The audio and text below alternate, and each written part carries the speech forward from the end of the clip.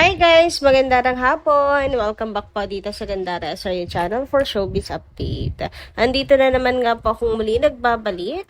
Ang nagmamaganda ninyo kachismosang Kim Pao, wala na nga pong iba. Ang lokaret na si Gandara SRU upang maghatid sa inyo ng latest update and fresh happenings patungkol kina Kincho and Paolo Avellino.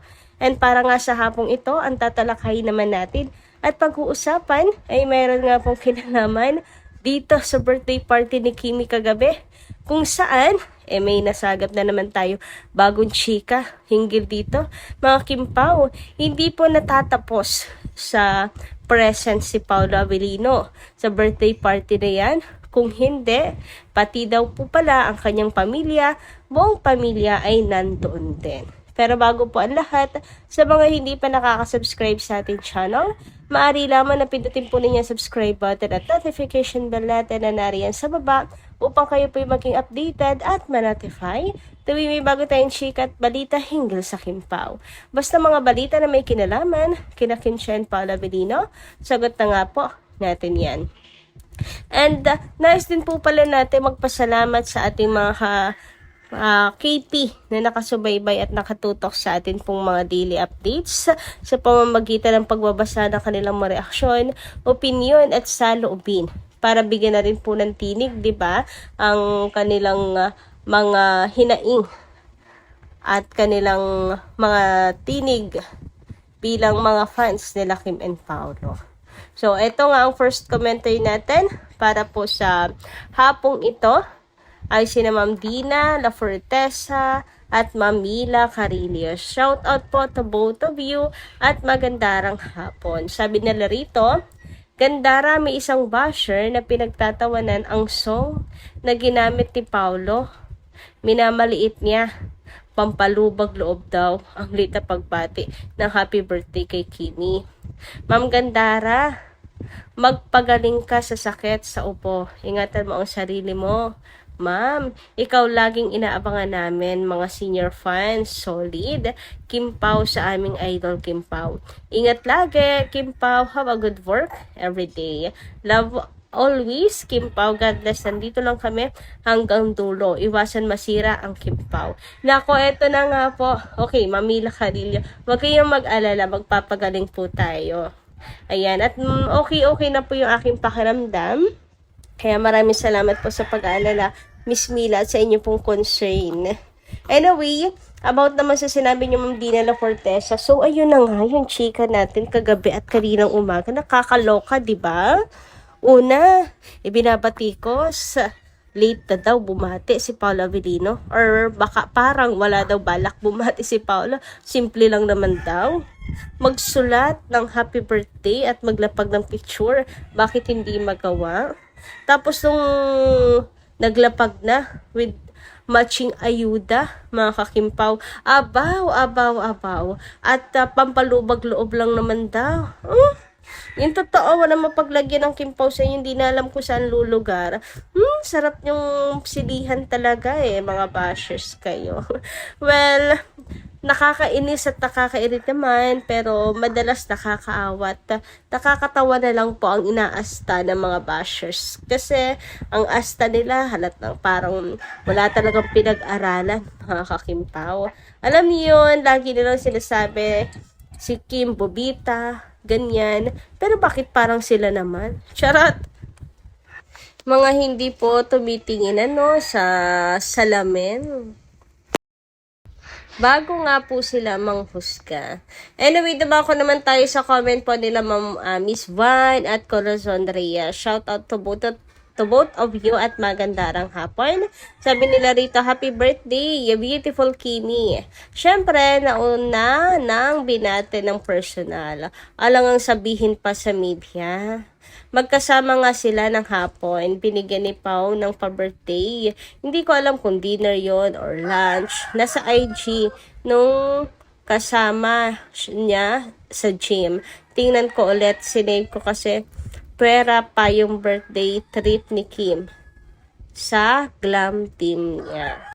Kaya nga po, 'di ba, Miss Corazon Reyes, malamang baka kauna-unahang tao pa po si Paolo Avellino na bumati kay Kim ng happy birthday. birthday. Hindi lang po nila nalalaman. Yan ang problema eh. Kapag hindi nakapost sa social media, kung ano-ano nang iniisip ng mga tao. Pero, ayun nga sabi ni Heart, mas importante po yung puntos sa langit. So, hindi kinakailang ipaalam ang bawat kanilang galaw. Kasi hindi naman kailangan pong magpa-impress ng Kim Pao, lalo na ni Paula Avellino sa mga tao, lalong-lalo na sa mga bashers.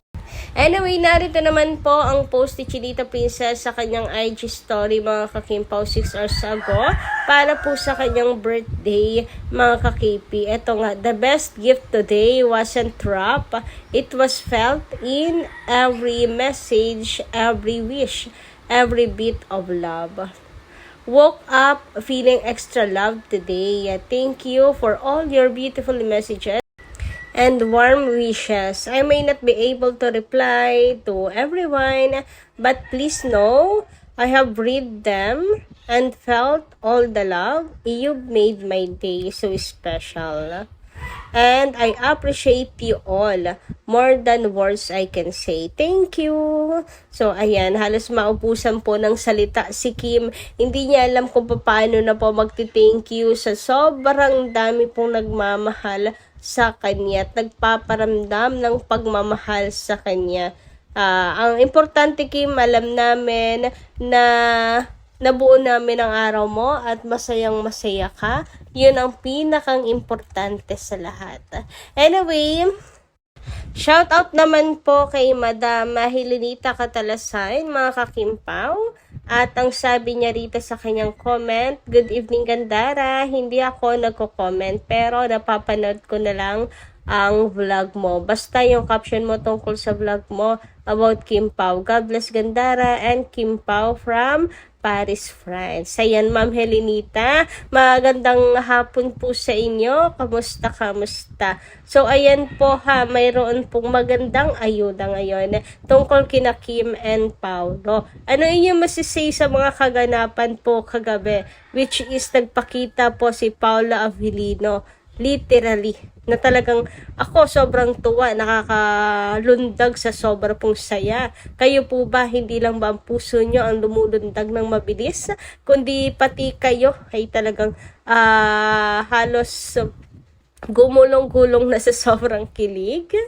Anyway, speaking of Paula Avellino, eto na nga mga kakimpaw, pag-usapan din natin ang pinakasentro ng ating update para po sa hapong ito at pumapatungkol nga po ito sa pagiging present ni Pao sa birthday party ni Kim, na kung saan ang sabi-sabi ay si Paolo daw talaga ang nag-organize ng birthday party na yan.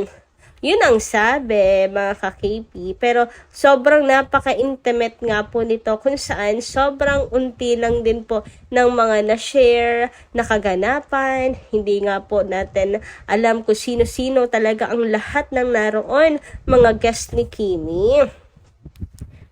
Gayunpaman ay meron po tayo nasagap na balita na ang pamilya daw po ni Paolo Avellino ay nandoon sa birthday party ni Kim. Grabe, nakakatuwa naman. So, ito yung unang news na akin pong nadaanan talaga mga kakimpaw. Ito nga daw po ang good news. Umattend pala sa birthday party ni Kimi, family ni Pao. Wow! At bakit kaya nandoon ang pamilya ni Paolo Avellino? Kung napaka-intimate po nito mga kakipi. Kasi kung talagang ano po ito, para siguro sa close friends, pamilya ni Kim, glam team, ganyan. Pero pamilya ni Pao, hindi ba kayo napapaisip? Sabi nga dito sa mga comment, family ni Paolo lumuwas from the Paris. Very special itong birthday ni Kimi ngayon. Ganda ng celebration. All pink, ponies pa. San kaya resto? Ayan, saan nga kaya? Ang dami ko kasi nababasa. Meron sa Makati, meron sa Quezon City.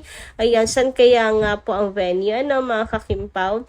Anyway, since nandyan nga ang pamilya di umano ni Paula Avellino, hindi daw po malabo nag-propose si Paolo, kaya nandoon ang kanyang family. And para mag-effort si Pao, mag-surprise ng ganitong ganitong ganap, ganitong party na napakabongga, ay hindi na rin nga nakapagtataka kung totoo po ang balita na yan na nag-propose si Paolo kay Kim. Ayan, sabi naman dito, baka namanhikan na sila, Happy Pau. Hala, sa birthday celeb ni wifey Kim. Naka. Grabe naman nga itong mga balita na ito, oh. Kuhang-kuha nyo talaga yung kiliti ko, yung kilig ko. Pero, teka lang. Ang hirap umasa. Pero sige, dilulo lang po muna natin to until mapatunayan. Diba? Wala namang masama magdilulo mga kakimpaw. So, abangan na lang natin. At least, meron tayo nakukuhang hint. Diba, mga kakimpaw? Sabi pa dito, may importanteng nangyayari dyan. Kasi bakit lumuwas family ni Pau at family ni Kim, hindi lang pinakita ang mga family nila. Ayan. And walang gasinong pictures ang mga kakimpaw. Sabi ko sa inyo, walang gasinong pinakitang guest.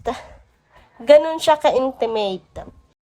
Na para bang meron nga pong private and secret na nangyayari mga kakimpaw na hindi maaring pangunahan sila Kim and Paolo. Pero thank you so much sa mga nag-leak, nag-glam team ni Kim, sa mga kaganapan doon, ilang kaganapan. Grabe, ang saya din mga kakimpaw, full of energy si Kimi, lalo na nung magbo-blow po siya ng cake. All pink. Basta, may nararamdaman din ako, nakakaiba eh. Diba? Usually, hindi naman ganito.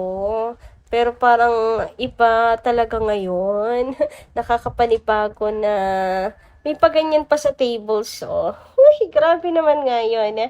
Anyway, ano pong inyong masisay tungkol dito? Anong palagay niyo mga kakimpaw? Ano nga ba ang tunay na nangyayari? May proposal nga bang naganap? Surprise ba talaga yan ni Paolo Avellino? At nandun nga kaya ang buong family ni Paolo Avellino?